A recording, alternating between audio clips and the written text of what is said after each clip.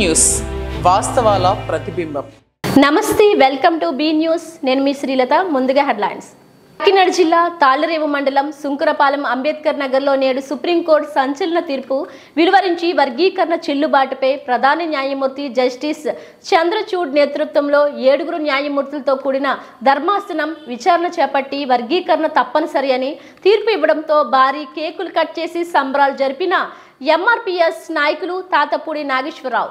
ఈ సందర్భంగా పూలే చైతన్య వేదిక అధ్యక్షులు చీకట్ల నాగేశ్వరరావు మాట్లాడుతూ సుప్రీంకోర్టు ఇచ్చిన తీర్పుపై హర్షం వ్యక్తం చేస్తూ మానవాళి అంతా కూడా కలిసిమెలిసి ఉండాలని, కుల మతాలకు అతీతంగా జీవనం సాగించాలని ఆయన కోరారు.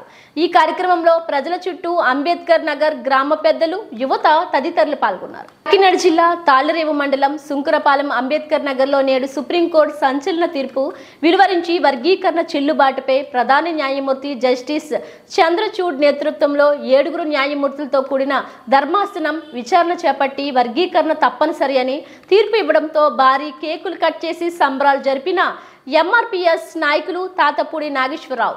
ఈ సందర్భంగా పూలే చైతన్య వేదిక అధ్యక్షులు చీకట్ల నాగేశ్వరరావు మాట్లాడుతూ సుప్రీంకోర్టు ఇచ్చిన తీర్పుపై హర్షం వ్యక్తం చేస్తూ మానవాళి అంతా కూడా కలిసిమెలిసి ఉండాలని, కుల మతాలకు అతీతంగా జీవనం సాగించాలని ఆయన కోరారు. ఈ కార్యక్రమంలో ప్రజల చుట్టూ అంబేద్కర్ నగర్ గ్రామ పెద్దలు, యువత తదితరులు పాల్గొన్నారు. ఎస్సీ ఎస్టీ వర్గీకరణ ధృవీకరించడం పట్ల పూలే ప్రజా చైతన్య వేదిక అధ్యక్షుడిగా మరి హర్షం వ్యక్తం చేస్తున్నాను. అలాగే మరి ఇది మందాకృష్ణ మాదిక్ గారు కానీ, అలాగే నా మిత్రుడైనటువంటి మరి జిల్లా కార్యదర్శి తాతపూడి నాగేశ్వర గారు కానీ, మరి అలాగే మా తాళరాపల్లిలో ఉన్నటువంటి మరి మాదిక సోదరులందరూ కూడా ఎంతో కష్టపడి జైలు శిక్ష అనుభవించి ఎన్నో పోరాటాలు చేసిన తర్వాత వచ్చినటువంటి ఫలితం ఇది. మరి ఈ యొక్క వర్గీకరణ ఏదైతే ఉందో, ఈ వర్గీకరణ చేసే అధికారం రాష్ట్రాలకు సుప్రీంకోర్టు ఇవ్వడం అనేది జరిగింది. ఈరోజు ఈ యొక్క తీర్పుని మరి వెలువరించింది. మరి ఇప్పుడు ఉన్నటువంటి చంద్రబాబు నాయుడు గారు అప్పట్లో ఈ వర్గీకరణ తీసుకొచ్చింది ఆయనే. దీన్ని పూర్తి స్థాయిలో మరి ఈ వర్గీకరణ చేసి మరి మాదిక సోదరులకి మరి న్యాయం చేస్తారని నేను ఆశాభావం వ్యక్తం చేస్తున్నాను. అలాగే మరి పోరాటం చేస్తే ఎప్పటికైనా విజయం సాధిస్తామనే దానికి ఇదొక ఉదాహరణగా నేను భావిస్తున్నాను. అలాగే మరి ఇన్ని సంవత్సరాల సుదీర్ఘ పోరాటం తర్వాత ఈ యొక్క ఫలితాన్ని సాధించినటువంటి మందకృష్ణ మాదిక్ గారికి, అలాగే నా మిత్రుడైనటువంటి తాతపూడి నాగేశ్వర గారికి, అలాగే ఇక్కడ ఉన్నటువంటి పెద్దలందరికీ కూడా మరి నేను అభినందనలు తెలియజేస్తూ ఈ అవకాశం కల్పించినందుకు ధన్యవాదాలు తెలియజేస్తున్నాను.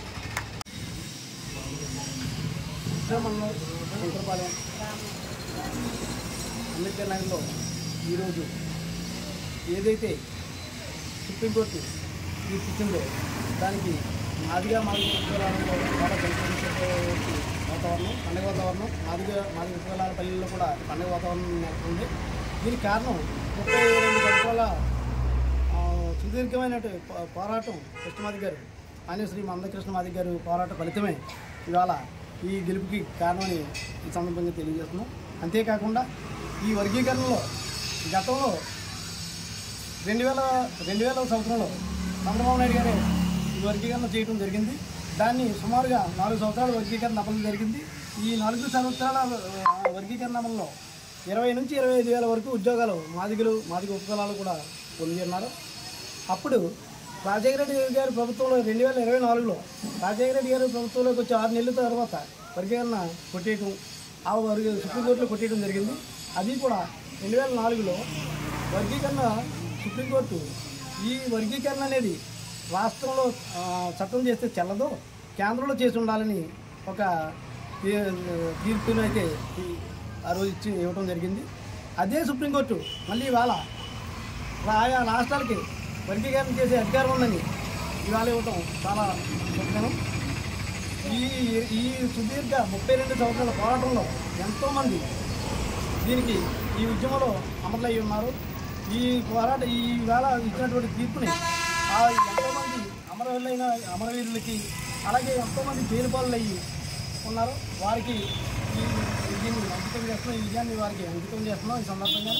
అంతేకాకుండా మా తాళూరు మండలంలో కూడా 23 మంది ఎంఆర్ఓ కార్యాలయాన్ని ముట్టడించి అంటించడం, తద్వారా నెలల్లో జైలు శిక్ష అనుభవించడం కూడా జరిగింది. 3 సంవత్సరాలన్నర 5 సంవత్సరాల వరకు కోర్టు చుట్టూ తిరిగి కేసులు కూడా తిరగడం జరిగింది. వారికి కూడా ఈ సందర్భంగా అభినందనలు తెలియజేస్తూ ఈ వర్గీకరణ సుప్రీంకోర్టు ఇచ్చినటువంటి తీర్పుని ప్రతి పల్లెలోని కూడా పండుగ వాతావరణాన్ని నెలకొల్పుని అందరూ దీన్ని విజయోత్సవంగా జరిపించుకోవాలని పిలుపునిస్తూ సెలవు తీసుకున్నారు. ఆ తీర్పుకి చంద్రబాబు నాయుడు గారు గతంలో చేసి ఉన్నారు వర్గీకరణ. ఇప్పుడు కూడా తీర్పుకి కట్టుబడి త్వరలో వర్గీకరణ కూడా బిల్లుని ప్రవేశపెడతారని, చట్టాలకి సుప్రీంకోర్టు రాష్ట్రానికి అధికారం ఇచ్చింది కాబట్టి వర్గీకరణ చేస్తారని మొన్న ఎలక్షన్ ముందే చంద్రబాబు నాయుడు గారు కూడా మాటిచ్చారు. ఈ వర్గీకరణ కూడా చంద్రబాబు నాయుడు గారు చేస్తారని బిల్లు పెట్టి వర్గీకరణ చేయాలని కోరుకుంటూ ఈ విధంగా చంద్రబాబు నాయుడు గారు కూడా విజ్ఞప్తి చేస్తున్నారు. పాలిత ప్రాంతమైన యానాం నియోజకవర్గానికి పర్యావరణ పరిరక్షణ సమితి కోఆర్డినేటర్గా అనిత నియమించిన రాష్ట్ర అధ్యక్షులు తోటి చెంగల్ రావుకు కృతజ్ఞతలు తెలిపి నాపై నమ్మకం ఉంచి అనితర బాధ్యతను అప్పగించినందుకు కృతజ్ఞతలు తెలుపుతూ పర్యావరణ పరిరక్షణపై నా వంతు కృషి చేస్తానని ఆమె వెల్లడించారు. పాలిత ప్రాంతమైన యానాం నియోజకవర్గానికి పర్యావరణ పరిరక్షణ సమితి కోఆర్డినేటర్గా అనిత నియమించిన రాష్ట్ర అధ్యక్షులు తోటి చెంగల్ రావుకు కృతజ్ఞతలు తెలిపి నాపై నమ్మకం ఉంచి అనితర బాధ్యతను అప్పగించినందుకు కృతజ్ఞతలు తెలుపుతూ పర్యావరణ పరిరక్షణపై నా వంతు కృషి చేస్తానని ఆమె వెల్లడించారు. పరిరక్షణ సమితి కోఆర్డినేటర్ కింద పదవి ఇవ్వడం జరిగింది. అయితే ఆయన నా మీద ఉన్న నమ్మకంతో నాకు ఈ బాధ్యతను ఇచ్చినందుకు నేను అక్రమంగా నిర్వర్తించడానికి నా వంతు ప్రయత్నం చేస్తాను. అలాగే విద్యార్థుల తల్లిదండ్రులు అలాగే ప్రజలంతా కూడా మొక్కలని నాటి మన ఇంటి పక్కన ఉన్న వాతావరణాన్ని పరిశుభ్రంగా ఉంచుకుంటూ పర్యావరణాన్ని పెంపొందించాలని చెప్పేసి మనస్ఫూర్తిగా కోరుకుంటాను. అలాగే పర్యావరణంలో భాగంగా పొలాలు, పంట పొలాలు, చెరువులు, కాలువలు, డ్రైనేజీలు వీటన్నింటిలో కూడా పర్యావరణాన్ని అపరిశుభ్రంగా కానీ చేసినట్టయితే పర్యావరణానికి ఇబ్బందులు కలిగించేటట్టయితే తప్పనిసరిగా చర్యలు తీసుకుంటామండి. ఇకపోతే పర్యావరణాన్ని పెంపొందించడానికి మనవంతు ప్రయత్నం మనం చేద్దాం.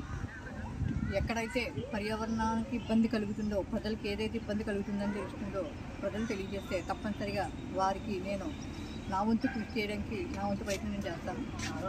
ఇకపోతే పర్యావరణంలో భాగంగా మీ ఇంటి పరిసర ప్రాంతాల్లో ఎక్కడైతే పర్యావరణానికి ఇబ్బంది కలిగి ప్రభుత్వం ద్వారా అవ్వచ్చు, ప్రజల ద్వారా అవ్వచ్చు, లేకపోతే ప్రభుత్వ విధి విధానాల్లో కావచ్చు, ఎక్కడైనా సరే పర్యావరణంలో ఇబ్బందులు కలిగితే మాత్రం తప్పనిసరిగా నాకు తెలియజేయాలని చెప్పేసి మనస్ఫూర్తిగా కోరుకుంటున్నాను.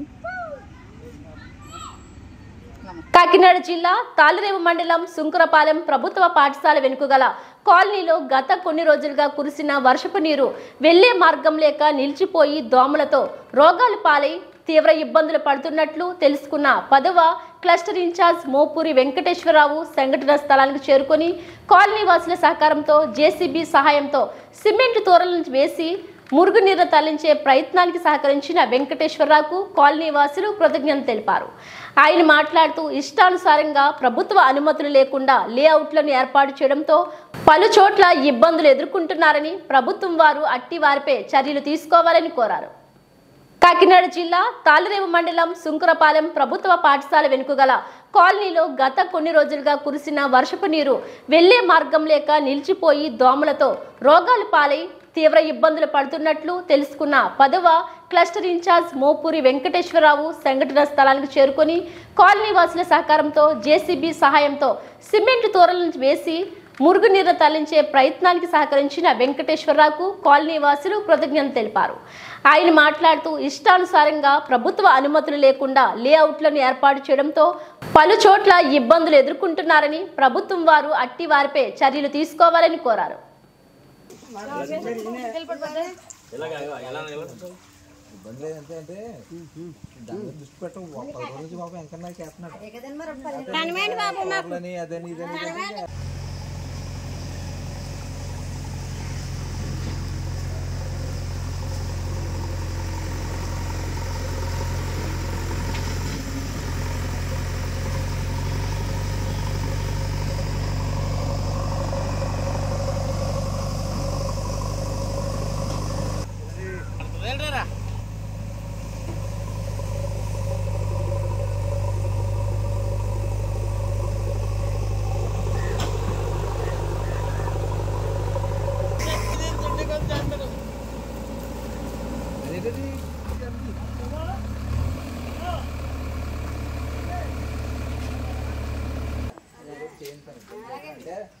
చాలా ఎండిపోయినాయి.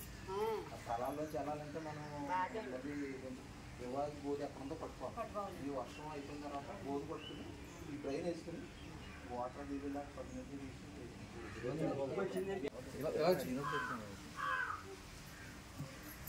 మా పరిస్థితిని అర్థం చేసుకుని చేసానని చెప్పండి. మీకు కూడా మాట చెప్పండి. ఇది మా బాధ్యత.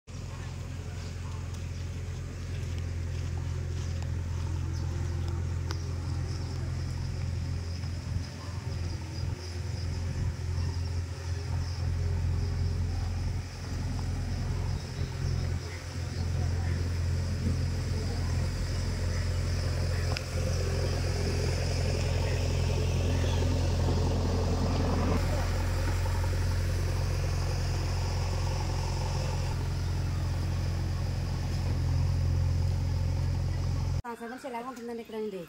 మేము పిల్లలతో చాలా ఇబ్బంది పడుతున్నామండి. అది ఇప్పుడు వచ్చి ప్రభుత్వం వచ్చిందంటే అండి అవి ఎప్పుడూ చూడలేదండి. ఇప్పుడు వేయాలని ఇది ఒట్టి వస్తువుల వల్ల అండి ఇలా కొంచెం నీళ్ళు అవుతుందండి. మరి ఇబ్బంది అయిపోతుంది. దోమలతో కూడా చాలా ఇబ్బంది అయిపోతుందండి. ఎవరెవరు జరిగింది ఇప్పుడు? ఒట్టి వస్తువుల వాళ్ళండి. వడ్డీ గారు వాళ్ళు జరిగింది. ఒట్టి వస్తువుల వాళ్ళండి. వడ్డీ బాబు చేశారండి. 10 రోజులు బట్టి ఎవరికి చెప్పడానికి కూడా పట్టించుకోలేదని మమ్మల్ని పొద్దుడు చెప్పామండి. ఇప్పుడు చూసారండి. వడ్డీ బాబు చెప్తే మళ్ళీ మధ్యాహ్నానికి తిండి తిప్పలు కూడా తినకుండా శనలో చేసి పెట్టారండి. అతను సలగా ఉండాలి. మరి ప్రభుత్వంలో కూడా రావాలండి. మమ్మల్ని కొంచెం ఎలా మమ్మల్ని ఆదుకోవాలండి ఆయన. మరి జ్వరాలు ఉంటుందండి. ఎవరు పట్టించుకుంటలేదండి. తొంగు చూడలేదండి. వడ్డీ బాబు గారికి పొద్దున్న వెళ్ళి చెప్పినంటే తిండి తిప్పలు లేకుండా మళ్ళీ మధ్యాహ్నానికల్లా మా అందులోండి మరి చేసి పెట్టారండి అన్న. ధన్యవాదాలు. పరిస్థితి వడ్డీ గారు అర్థం చేసుకున్నారండి. పట్టించుకుని చూడటానికే రాలేదండి. వాళ్ళు కూడా జ్వరాలతో 20 రోజుల మట్టి ఇలా ఉంటుందని వడ్డీ బాబు గారికి చెప్పి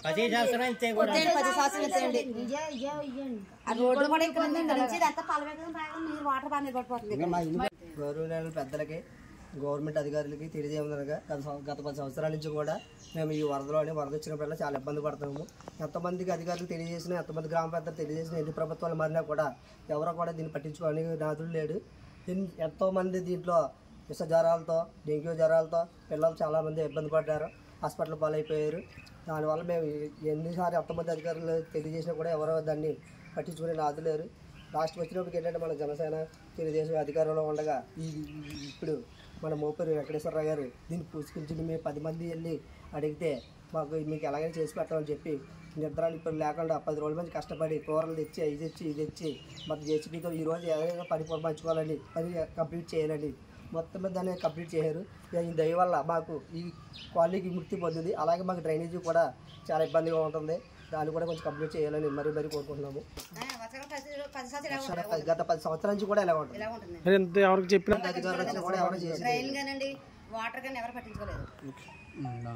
ఈరోజు శంకరపాలెంలో ఉన్నటువంటి స్కూల్ వెనక ఉన్న కాలనీలో అనేక సంవత్సరాలుగా పాపం లోతట్టు ప్రాంతం అయిపోవటం, వెనకాలన్నీ కూడా ఇల్లు స్థలాలు కప్పెట్టేయడంతో విపరీతమైన నీరు నిలబడిపోయి డెంగ్యూలు, జ్వరాలు, చిన్నపిల్లలు అయితే అడుగు తీసి బయట వేయలేని పరిస్థితి.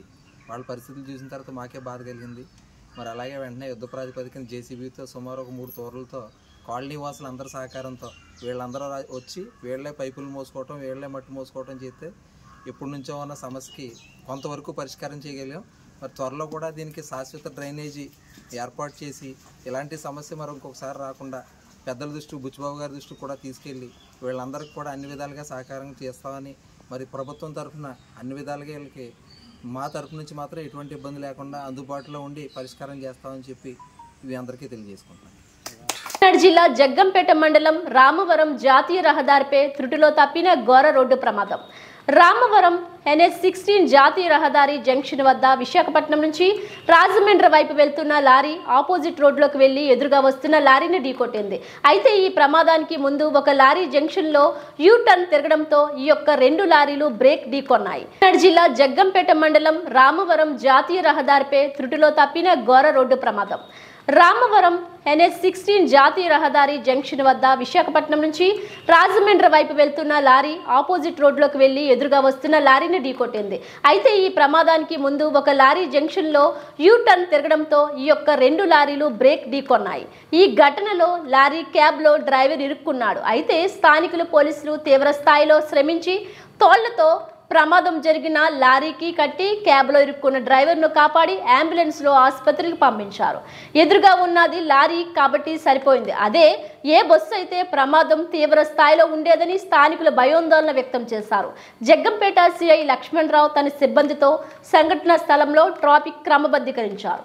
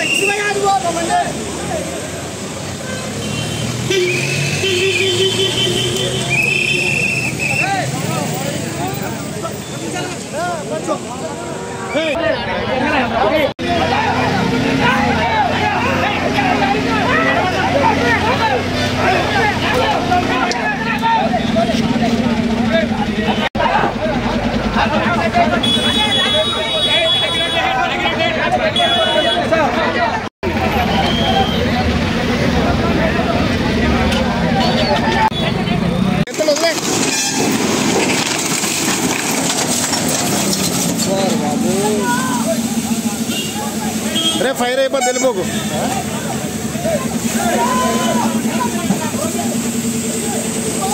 డ్రైవర్ కూడా ఎస్కేప్ అయిపోతాడు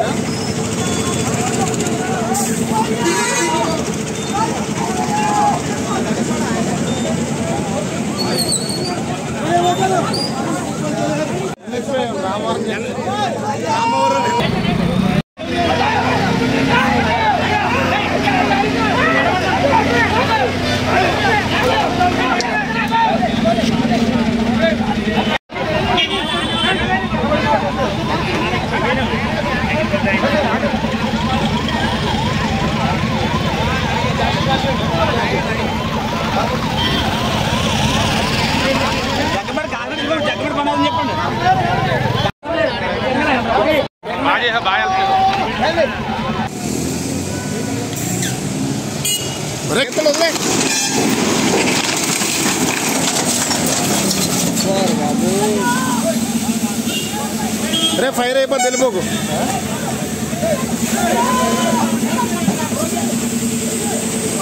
డ్రైవర్ కూడా ఎస్కేప్ అయిపోతాడు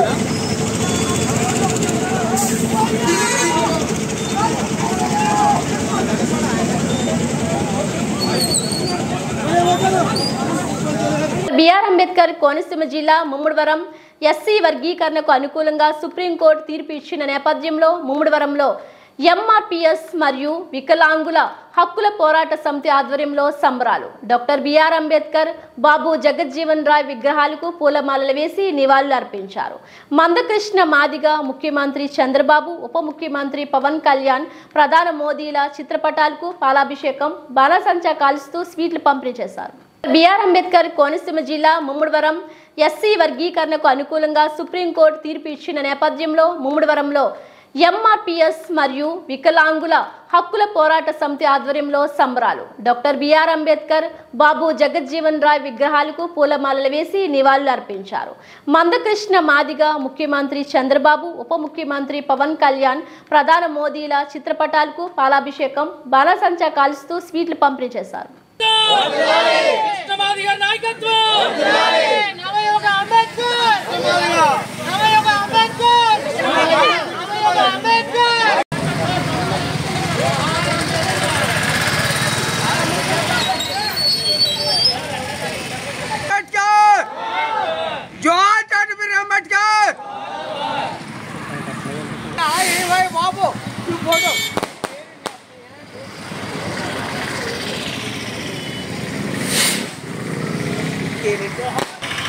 కాదు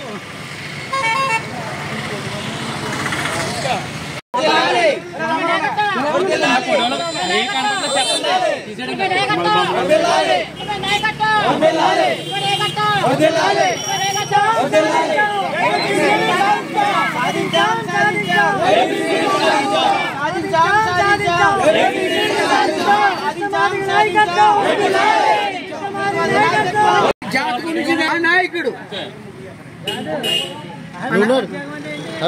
చాలా కొంచెం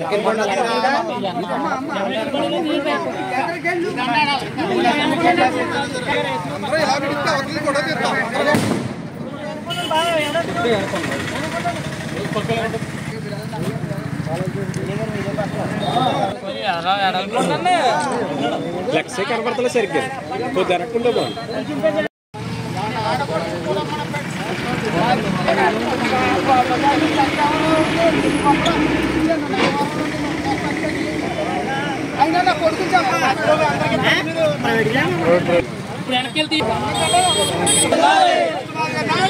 బిఆర్ అంబేద్కర్ కోనసీమ జిల్లా ముమ్మడివరం మండలం చింతపల్లి లంక గ్రామంలో కొండ చిలువ కలకలం. గ్రామంలోని ఏటిగొట్టిపై కొండ చిలువ హల్చల్. భయభ్రాంతులకు గురైన గ్రామస్తులు.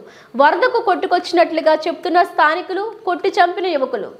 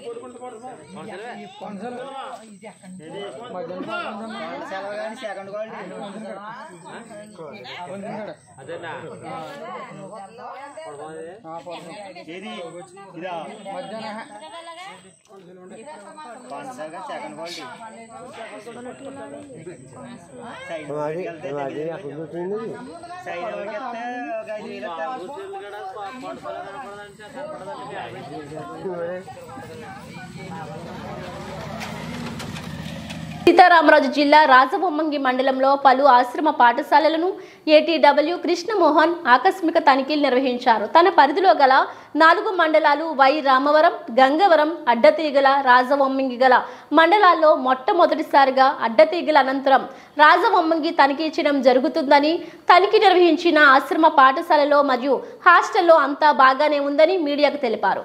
మీడియా అడిగిన కొన్ని ప్రశ్నలకు ఏటీడబ్ల్యూ కృష్ణమోహన్ దాటవేయడం జరిగింది.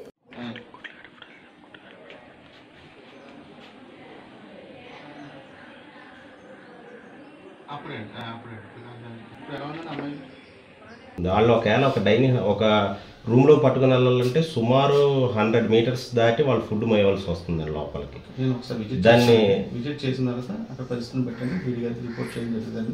విత్ ఫొటోస్తో నేను రిపోర్ట్ చేయడం జరుగుతుంది. విజిట్ చేయలేదు, కొత్తగా వచ్చాను కదండి, ఒకటి చూసుకుని వస్తున్నాను. ఆ సమస్య అయితే మాత్రం తెలుసుకుని అక్కడికి వెళ్ళలేదు, ఇంకెక్కడ సమస్యలు అయితే తెలుసుకుంటాను. ఈ స్కూల్లో ఈ సమస్య అయిపోయింది, అక్కడ ఈ స్కూల్ విజిట్ అయిపోయింది. కానీ ఆ స్కూల్ విజిట్ చేసాం, ఖచ్చితంగా చూసి మీరు చెప్పారు కాబట్టి ఖచ్చితంగా దాన్ని ఖచ్చితంగా పరిగణలో తీసుకుని దాని డీటెయిల్ రిపోర్ట్ మాత్రం డీజీ గారికి అధికారులకు అందజేయడం జరుగుతుందండి. అయితే పిల్లలకు వచ్చేటువంటి గవర్నమెంట్ నుంచి వచ్చినటువంటి దుప్పట్లు కానీ, యూనిఫామ్ కానీ, బుక్స్ కానీ అన్నీ పర్ఫెక్ట్గా అందాయంటారా? తెలుసుకోవాలి, అన్నీ వస్తున్నాయండి. అంటే కొంతమందికి సబ్జెక్ట్ టీచర్స్ కూడా లోటుపాట్లు ఉన్నాయనేసి లాస్ట్ ఇయర్ రెగ్యులర్ వచ్చినాయండి, అవన్నీ వచ్చినాయి కదా, రెగ్యులర్స్ అన్ని డిస్ట్రిబ్యూట్ చేసేసాము. అలాగే అంటే నేను లాస్ట్ ఇయర్ అక్కడ వెస్ట్ గోదావరిలో పనిచేయడం జరిగింది. అక్కడ నా పరిధిలో ఉన్న స్కూల్స్ అంటే రెగ్యులర్ త్రూ ఏడబ్ల్యూ పాయింట్ నుంచి అన్ని స్కూల్స్కి ఇవ్వడం జరిగింది.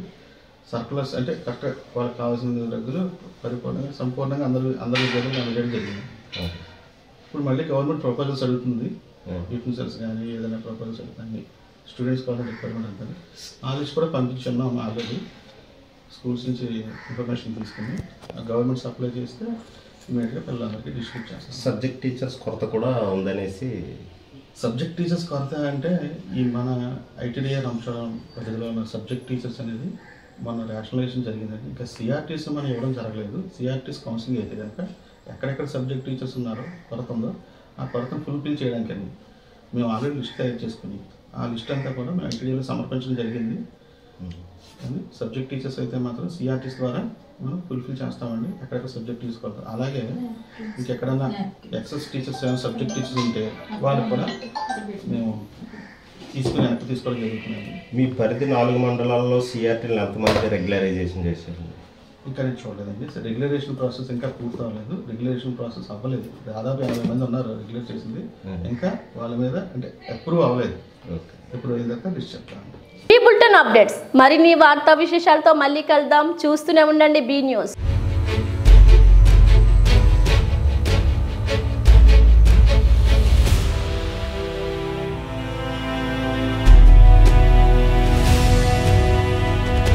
బీ న్యూస్ వాస్తవాల ప్రతిబింబం.